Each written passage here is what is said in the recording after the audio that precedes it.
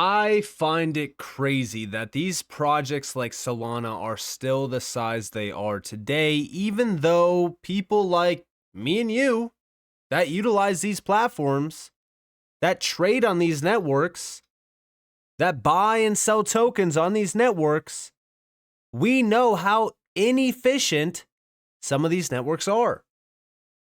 Listen, I have traded, I have bought and sold things on Ethereum and even on Solana. And I'm sorry to say it, but these are not the future of finance. They are not the future networks that enterprises and institutions are going to be transacting on. And no, that's not me being biased. That's me being 100% honest with you. When we think about the next generation of technology in the space, I don't believe that Solana and Ethereum and even Bitcoin, I doubt that it's going to be any of them. I doubt it's going to be any of them because of how inefficient they are to transact on. But with that being said, welcome to the channel, everyone. My name is Nick. For those that are new to the channel, hopefully by the end of this video, you do become a subscriber. I bring this up because recently Solana proposed a new lattice-based hashing system to fix scalability issues and boost network efficiency. This is very interesting to see, and this got posted on the 7th. Now, of course, we have Hedera responding to it. Very funny, right? HBAR wallet also. And a lot of people were talking about Hedera because of the hashing, right? The hashing system. Now we have over here from the HBAR Foundation, Hashgraph is far better than blockchain. And this is a video of Lehman Bear. Check it out. This is him describing the technology and why it is so efficient. We will get to a world that really is fast and secure and fair, and we will be able to then have this vision of shared worlds, big public ones, little private ones, everything connected. That was the idea. That was 5 years ago. I like playing with math, so I kept playing around with how would you do it, and I convinced myself, yeah, it's impossible. You can't do that. There's no way that you can have really high throughput because and also have all these security and fairness properties. You just can't do it because ultimately you end up having to tell everybody what you think and then tell people what other people thought, and then you can have millions or billions of extra votes and receipts on votes floating around. It just doesn't work. So I was able to convince myself it's not possible. And I set it aside, and it would come back and haunt me, and it would keep nagging at me. And so I would pick it up again. And I would spend a couple of days going through it and going through the math and realizing, no, I was right. It really is impossible. You can't do that. And set it aside again. And this kept going for years. I have lots of math problems. Some I've been working on for decades. They just, for whatever reason, I don't know why, they just latch on to me and I can't get away from them. And eventually, I said, wait a second.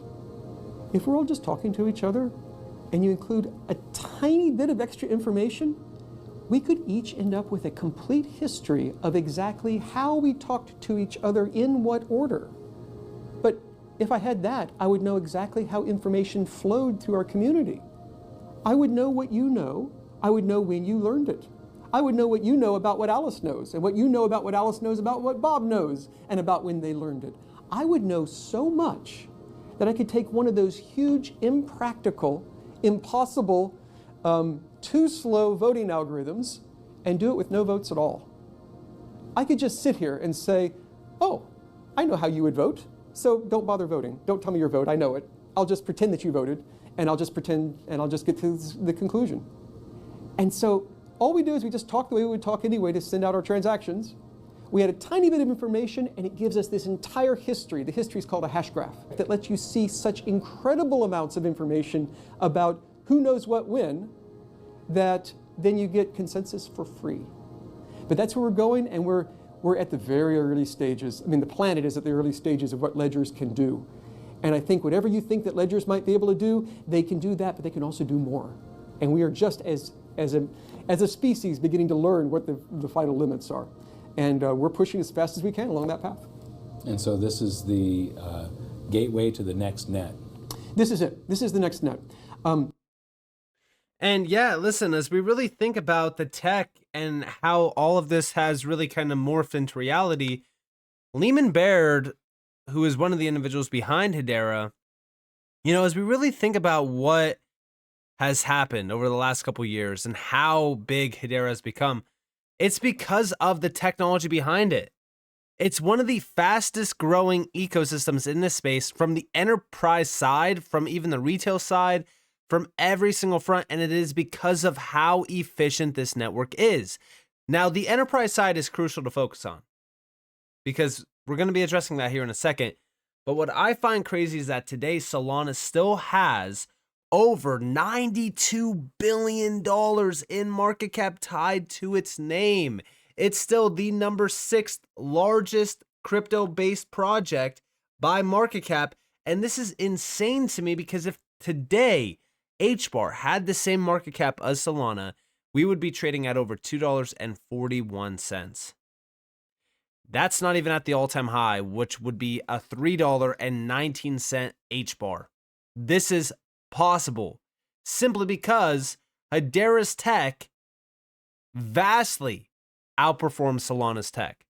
And that's just facts. That's not me being biased. That's not me being a hater of Solana. That is me telling you the facts. Now, on top of that, if we go over here to Ethereum would be an upside of almost a 37x, a $10.33 HBAR. Now, again, you might be thinking, Nick, you're insane. Listen, Ethereum has been flipped before. It is possible. But am I expecting this to happen this cycle? Absolutely not. But I'm just saying, like, the upside potential on HBAR, if we're comparing it to like Solana or ADA, for an example, the upside is still very significant from today's price action. Now, like I said, let's go back to this video. The tech side is very efficient. It's very efficient for enterprises. Why is that important? Well, NVIDIA is dropping their RTX 50 series, and this is a new graphics card that is going to basically power almost everything that we know around the enterprise side, even technically retail systems as well. If you are looking to upgrade your GPU, this will definitely be the thing. But this is basically going to be all fully based around AI, right? This is going to be with Blackwell architecture innovations. This is basically built and optimized for neural rendering, And, again, as we really look at all of this, this is basically fully focused on AI. We know for a fact that this is fully, marketed for the AI move, because even if we look at some of what NVIDIA has been pushing, for an example, we have AI that's nimble. We're accelerating generative AI with NVIDIA NIM microservices, AI blueprints, and NIM Ready RTX AI PCs to help developers and enthusiasts build AI agents like Project R2X and enhance creative workflows on PCs. But that's not the only thing we have over here. Introducing the NVIDIA Projects Digits, personal AI supercomputer powered by the GB10 Grace Blackwell superchip. Again, that's that NVIDIA Blackwell that they even mentioned over here in terms of the new, 50 series. If we scroll back up, it's up here, right here. We have that Blackwell architecture. This is basically their, AI chip. And again, this is very significant. NVIDIA is going all in on the AI hype. Even here, we have our founder and CEO kicked off CES 2025 with a news-packed keynote that included new products to advance gaming, autonomous vehicles, robotics, and agentic AI.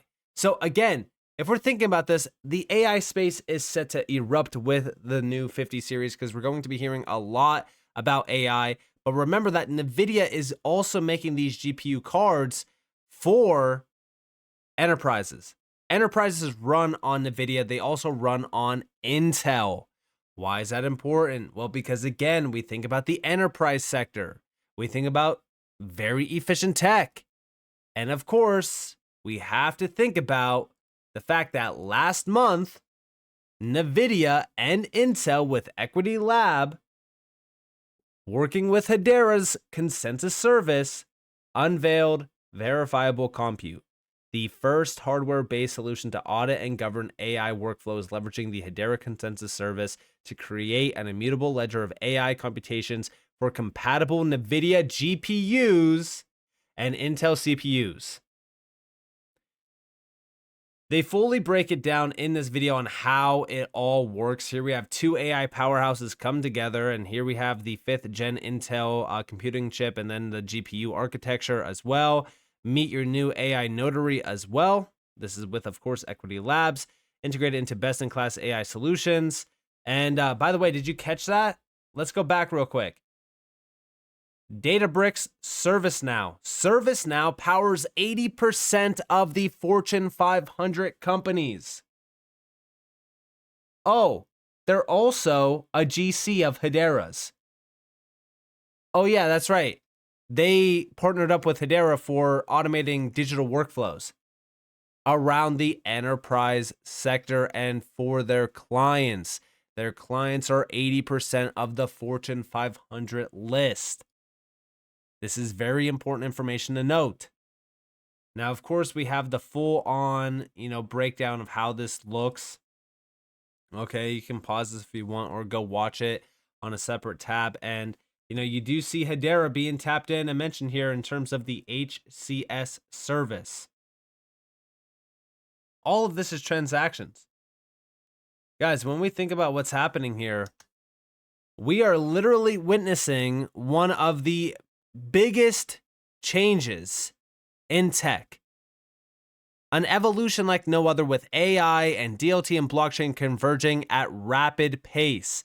And Hedera is at the forefront of this with companies like NVIDIA and Intel. While NVIDIA is launching their new graphics processor unit that has AI fully focused on and in sight. Everyone needs to pay attention to this because we are going to see massive amounts of innovation through these GPUs powered with DLT-backed solutions like, verifiable compute. And even from the HBAR Foundation, they did put out a post saying, as with all aspects of AI, agents are only as trustworthy as the data they are trained on. And this is actually from Charles Atkins. He covers how Hedera is actively shaping the future of AI governance and data integrity. And we actually have here, DLT will rebuild trust in AI.